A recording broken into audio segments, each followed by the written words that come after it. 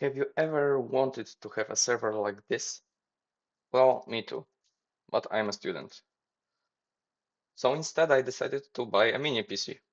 It's quite good actually. I think the RAM will be enough, and the processor is also really good.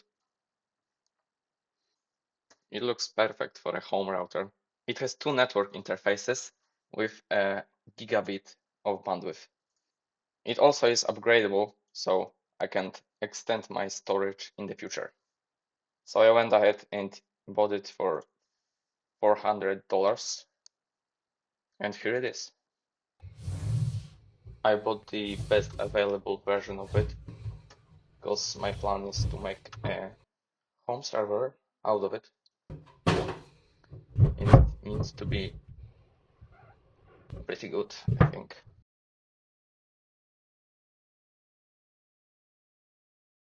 So a little presentation of this mini PC. Some ASMR. That was pretty nice. Yeah, we have ICE. Those two network interfaces are going to be very important in the future.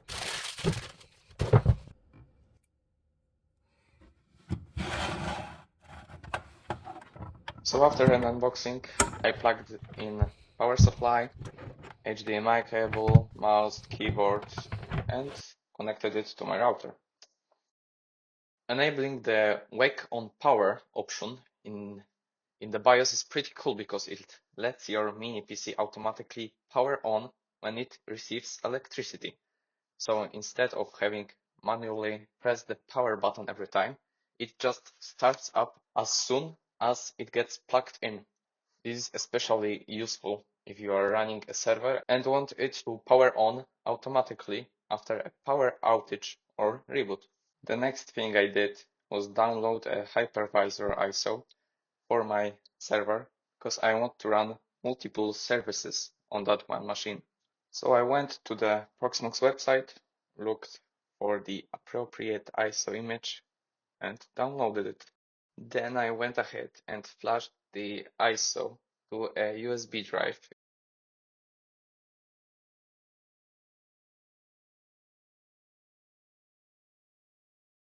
And after a bit, it was all set.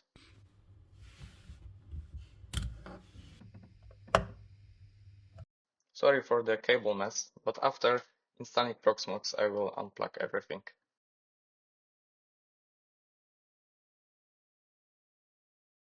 So in order to install my Proxmox, I set the boot device to my USB.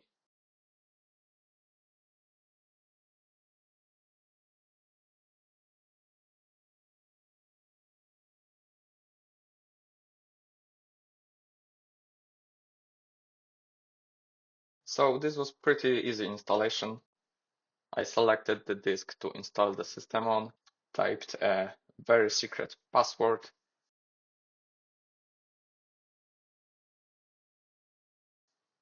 my email,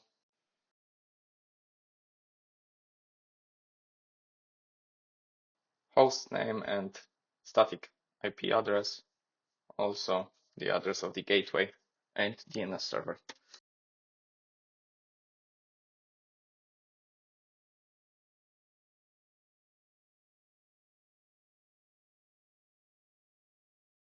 When text like this pops up, I knew I had to unplug the USB and choose different boot device.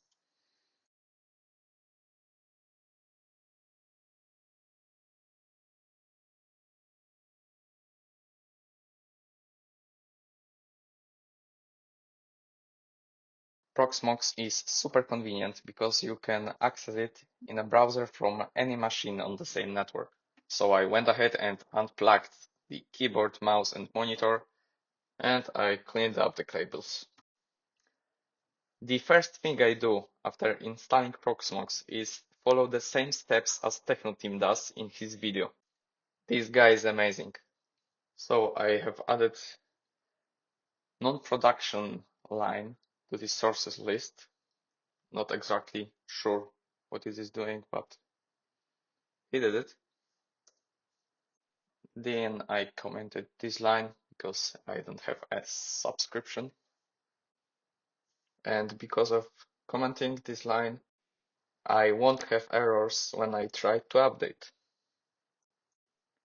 The next thing to do is to update our list and then make a distribution upgrade. After an upgrade, it is a good idea to reboot.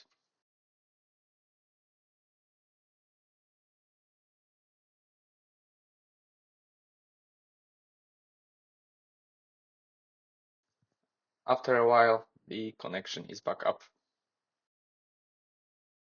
One more thing to do is to verify that my disks pass the smart check. And everything is set. The Proxmox is ready, so I went ahead and uploaded all my ISOs.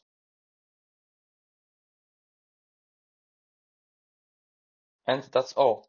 Now I have a home server.